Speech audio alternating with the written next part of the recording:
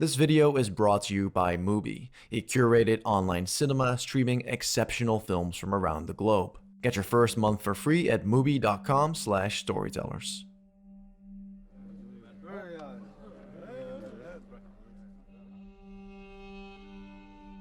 Allow me to take you back to April 2011, back to the first season of HBO's Game of Thrones.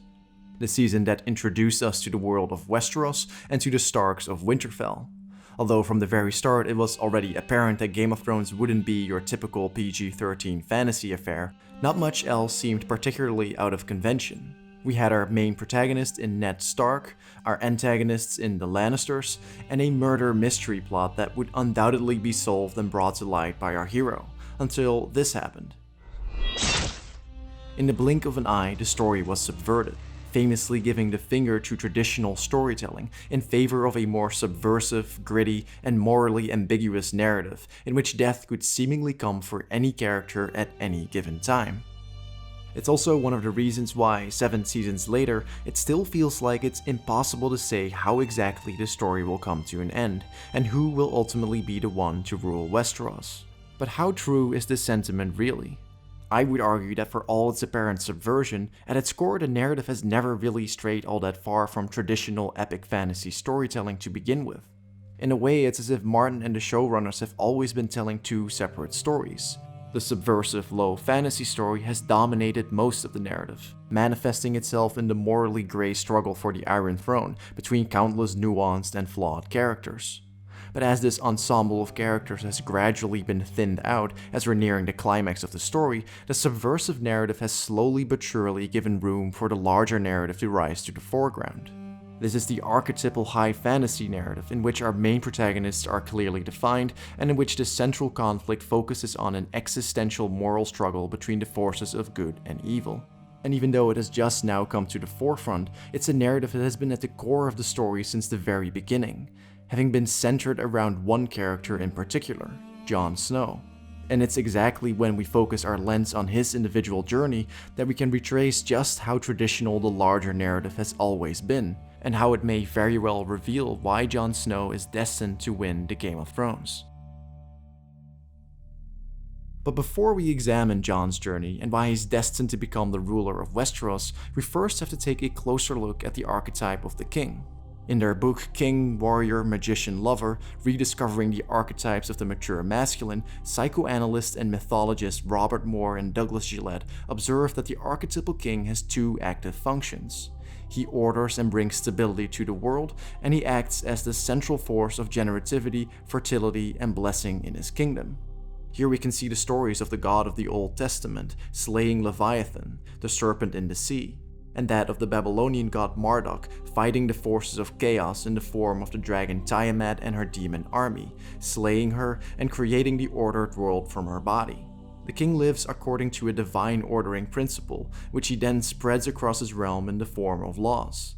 If he does so effectively, his kingdom flourishes and breeds fertility, but if he fails to do so, it declines and returns to a state of conflict and chaos. A new king will then have to arise to renew the land and to set the cosmos in its proper place. Here we can see the legend of King Arthur, or the biblical story of the nobody musician David, who ends up restoring the kingdom of Israel. In modern popular culture, we see the same pattern of renewal played out in the stories of Luke Skywalker in Star Wars, Simba in The Lion King, and more recently T'Challa in Black Panther. We're introduced to a would-be king living or forced into exile, on the edge of his world, away from his true identity. In the meantime, his realm flounders and is often thrown into chaos under the reign of a false or tyrannical ruler. He's then tasked to go through several tribulations in order to rediscover the power of his inner king, to walk the path of divine order and virtue, and to bind the fragmented parts of his realm together, and to overcome the chaotic flood that threatens to wipe it from existence entirely. And finally to renew the land and to take his place as the rightful king at the center of his realm. The story of Aragorn in The Lord of the Rings is perhaps the most succinct example of this pattern, which also just happens to be the story most closely related to Game of Thrones, having acted as a huge inspiration for Martin and serving as the blueprint for how he intends to bring his own story to its logical conclusion. I've always taken my influence from J.R. Tolkien, and if you've read Lord of the Rings, Sauron is defeated and the ring is destroyed in the end, but it's not a happy ending. There's a real sense of things lost too, and I found that very powerful and very moving, and so I think my ending will also have a bittersweet tone, I hope, if I can bring it off the way I want to bring it off. And it's when we lay Jon's journey next to that of Aragorn that it becomes clear just how closely they're bound together, revealing the extent to which Jon is following in the same pattern. For starters, both characters are connected to a family who once ruled the realm. Aragorn is a direct descendant of Isildur, and Jon is a Targaryen. In both cases, one of their ancestors went crazy with a lust for ultimate power and perished as a direct result of that, effectively ending the line of succession. Aragorn starts his journey as a ranger of the north, an outcast going by the fake name of Strider, working in the shadows and on the edge of the world, defending the realm from the chaos of the outside.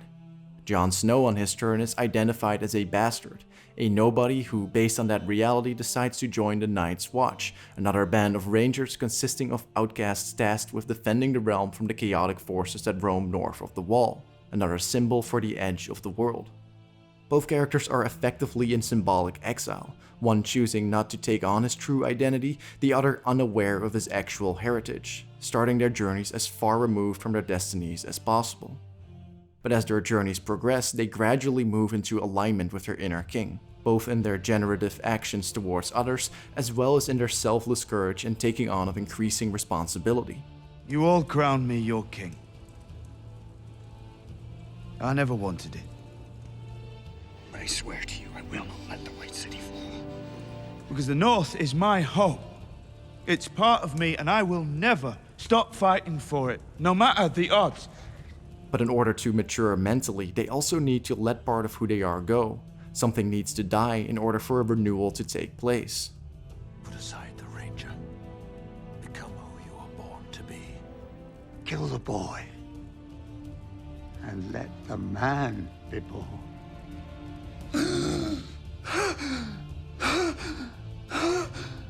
They must then set out to bind even the most fragmented parts of their broken realms into cohesion. Not for power or for personal gain, but for the survival of the good in their worlds, because they are the only ones with the power to save their realms from annihilation. I wasn't a king, but you were. You've always been.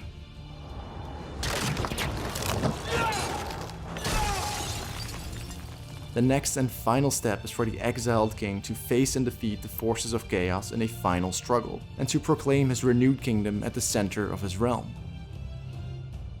But of course, one could just as well argue that this same pattern is also found in the journey of Daenerys Targaryen. Just like Jon and Aragorn, Dany starts her journey in exile at the edge of the world, as far away from her identity as possible. But as her confidence gradually increases, we can see her go through multiple cycles of death and rebirth, showcasing that she's gradually coming into alignment with her inner queen. Like Jon, her arc focuses heavily on the gaining of power and responsibility, freeing those who are suffering under tyranny and binding those willing to fight under her cause. So why is Dany still not the right candidate to fulfill the king's journey? As stated in Moore's and Gillette's book, the king is the force that stabilizes and centers, the force that brings calm, that honors and promotes. In Daenerys, the centeredness is already disturbed by the mere fact that she is a product of inappropriate union, born out of incest, the very thing that was likely at the cause for the Targaryen downfall to begin with.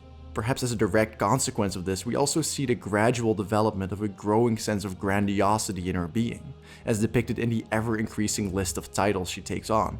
You stand in the presence of Daenerys Stormborn of House Targaryen, rightful heir to the Iron Throne, rightful Queen of the Andals and the First Men, protector of the Seven Kingdoms, the Mother of Dragons, the Khaleesi of the Great Grass Sea, the Unburnt, the Breaker of Chains.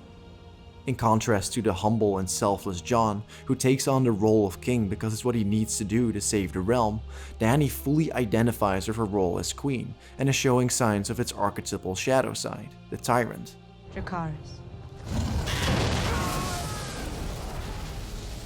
The tyrant is often self-absorbed, fears competition, and is out of alignment with his center. He's sensitive towards criticism, hiding a deeply rooted sense of rage. We will take back what was stolen from me. and destroy those who have wronged me. We will lay waste to armies and burn cities to the ground. If Jon kills out of necessity only, Dany seems to revel in the agony of her enemies. And if the centered king primarily blesses and promotes his people in order to lift them up and bind them together, the tyrant seeks to forcefully integrate them under his rule and for his personal gain. Daenerys is our queen. She shouldn't be. You gave up your crown to save your people. Would she do the same? Unlike Daenerys, it is Jon who has more consistently followed along the king's journey. But whether he will actually wear a crown on his head when all is said and done is still to be seen. But if not literally, it seems nonetheless logical, if not inevitable, that he'll be the main catalyst in the defeat of the White Walkers and the source of renewal for his kingdom. It is Jon who will at the very least be the symbolic king because he's on the proper path. His journey has brought him to the final point of alignment with his true identity, the force that will give him the power to overcome the coming flood and the wisdom to trust and promote others to help him revitalize the world. He's the one and perhaps only character who could bring some semblance of meaning and hope to a confused world and a story dominated by meaningless pain and suffering. He embodies that primal force that erupts from within the darkness with a sense of divine calm, clarity, and warmth. He's the realm's dream of a spring in the cold winds of winter.